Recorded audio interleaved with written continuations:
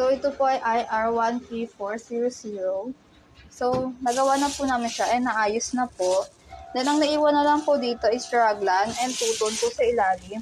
Dahil wala pa naman po silang rack na paglalagyan po.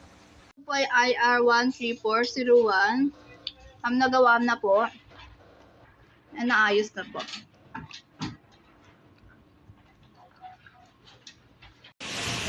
IR13402.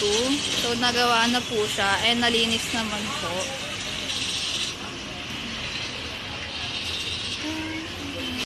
So, ito po ang IR13406. Naayos na po namin yung oras, tapos po yung date.